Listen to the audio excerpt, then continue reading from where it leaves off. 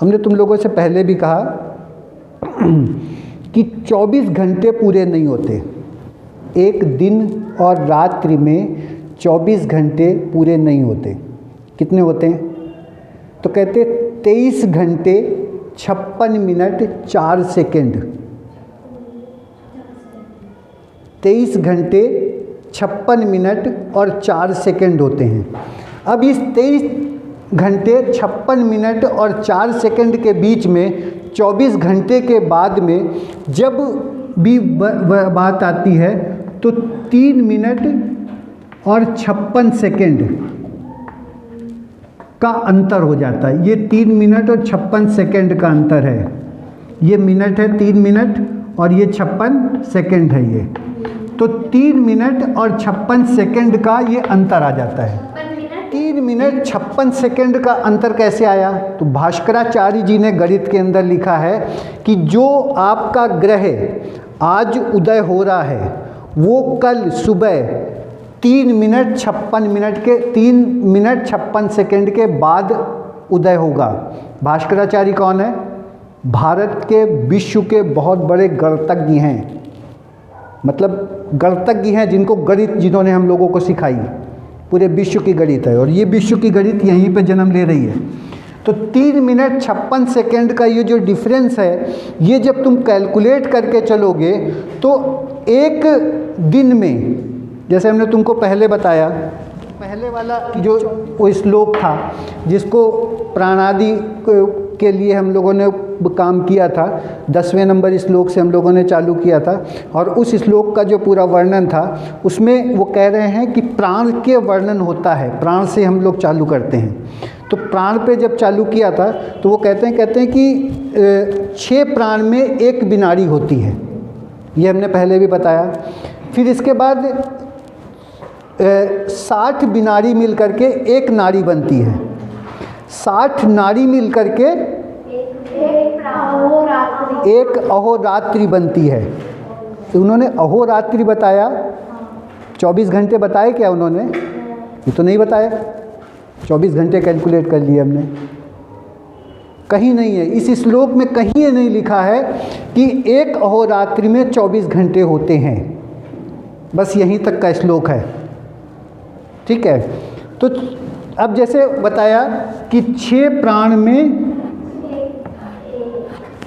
6 प्राण होते हैं, उसमें क्या होता है कि 1 बिनाड़ी होती है। अब ये 1 बिनाड़ी बनी, फिर 60 बिनाड़ी मिल करके 1 नाड़ी बन गई। 1 नाड़ी मिल करके 1 अहोरात्रि बन गई। अब ये तुम ये जो समय है, प्राण है और ये 60 बिनाड़ी है और नाड़ी है, जब इसको कैलकुलेट पूरा करोगे तो तुम देखोगे कि तुम्हारे पास वो समय आ जाता है जिसको प्राण कहते हैं। मतलब 1 अहोरात्रि में कितनी बार तुम प्राण लेते हो, श्वास लेते हो, वो तुम्हें आ जाता है। अब ये आ जाता है 21,600। ये आ गए प्राण, ठीक है। इसमें कहीं ये पता चला कि 24 घंटे में ले रहे हैं? कहीं बात नहीं है, कहीं पे नहीं है, ठीक है। अब ये तो हमने देख लिया कि, लेकिन हमने मान लिया कि 24 घंटे का लगभग टाइम है। हमने 23 घंटे नहीं माने, 23 घंटे 56 मिनट 4 सेकंड नहीं माने, यहाँ पर 24 घंटे मान लिए। और उसी 24 घंटे के तहत पर जब आगे हम लोग वर्किंग करी तो उसमें आप ऐसे मानो कि वो कहते हैं कि 23 घंटे 56 मिनट और 4 सेकंड को जब हमने कैलकुलेट करा और कैलकुलेट करने के बाद यहाँ पर आ गए, ये आ गया आपका 24 घंटे 60 सेकंड, 60 मिनट और 60 सेकंड जब हमने निकाला, मतलब इसको 24 घंटे मान लिया हमने कि 24 घंटे की बात कर रहे हैं। 1 घंटे में कितने मिनट होते हैं? तो एक इसको मिटा दो अभी थोड़ी देर।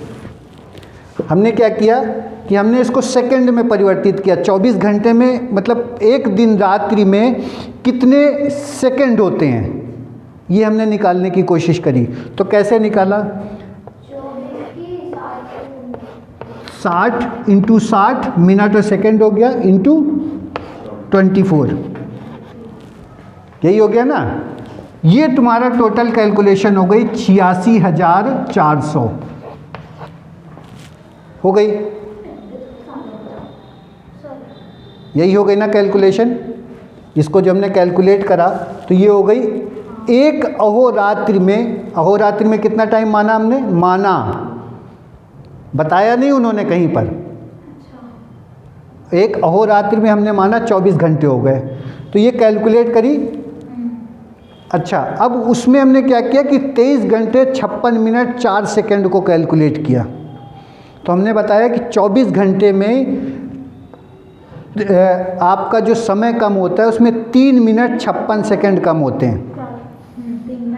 ठीक है, जब उसको हमने कैलकुलेट करके देखा तो पता चला कि 3 मिनट 56 सेकंड की जो कैलकुलेशन है 236 सेकंड निकलती है। 236। हाँ, ये तुम्हारा क्या आया। अच्छा सुनो कोई बात नहीं, ये तुम्हारा सेकंड हो गया जो हमने 24 माना। जबकि हम वो बता रहे हैं कि भास्कराचार्य बता रहे हैं कि 3 मिनट 56 सेकंड का अंतर होता है। 3 मिनट 56 सेकंड को जब हमने सेकंड में कैलकुलेट किया तो वो निकला 236 सेकंड। यहाँ पे निकला 236 सेकंड। ठीक है, अब ये 236 सेकंड तुम्हारा ये निकला, कम होता है एक अहोरात्रि में जितना ये टाइम बता रहे हैं उससे 236 सेकंड कम होता है। इसको हमने क्या किया कि 86,400 में से माइनस कर दिया। अब तुमको एग्जैक्ट फिगर मिल जाएगा यहाँ पर कि एक अहोरात्रि में कितने सेकंड होंगे। जब उसको हमने कैलकुलेट किया, माइनस किया, तो यहाँ पर ये आया 86,164। ठीक है, ये तुम्हारे एग्जैक्ट सेकंड निकले एक दिन और रात्रि में, ये निकले। अब यहाँ से अभी तक हमने क्या देखा था, जब इन्होंने कैलकुलेशन करके बताई, जब किसी ने हमको कैलकुलेट करके बताया तो उन्होंने देखा कि एक इतने सेकंड होते हैं और इतने प्राण, इतने सेकंड में इतनी बार हम श्वास लेते हैं। तो जब क्या किया कि 86,400 को 21,600 से डिवाइड किया तो यहाँ निकल रहा है 4 सेकंड में एक बार श्वास लेंगे। ये एक बार श्वास लेने का समय आ गया। ठीक है ना, इसमें बता रहे हैं 4 सेकंड में इतनी बार श्वास लेंगे। लेकिन जब हमने इसको डिवाइड करके देखा, इसको भाग करके देखा, तो यहाँ 4 सेकंड से अंतर आ गया। क्या किया हमने, 86,164 बटे 21,600 को जब हमने डिवाइड किया तो हमारे पास कैलकुलेशन जो आई वो आई 3.9890। ये हमारे पास अब इस सेकंड और इस सेकंड में अंतर आ गया। ठीक है, लेकिन एग्जैक्ट कैलकुलेशन यही होती है। अंतर है, देखो 3.98 है, कितना सेकंड का अंतर है, 0.02 ही का तो अंतर है ना। एक तारा जो है, एक ग्रह जो है 3.56 सेकंड के अंतर, 3 मिनट 56 सेकंड के अंतर पे दूसरे दिन उदय होता है। तो एक दिन में 24 घंटे में, एक दिन और रात्रि में पूरे 24 घंटे नहीं होते।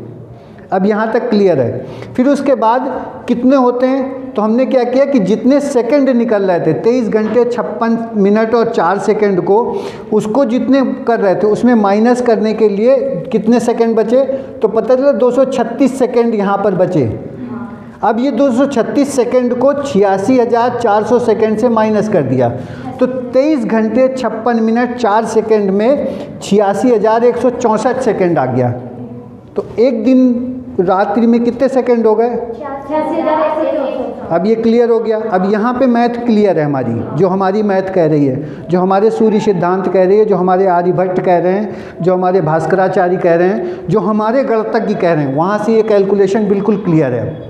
अब क्लियर है। अब क्या किया कि 86 उनके हिसाब से चले, पहले जो आज 24 घंटे के हिसाब से है, यहाँ क्या था कि एक 24 घंटे में जो तुम श्वास लेते हो, प्राण जिसको हम कह रहे थे, ये कह रहे थे, वो 21,600 थे। 24 घंटे में 21,600 बार श्वास ले रहे थे हम, ठीक है।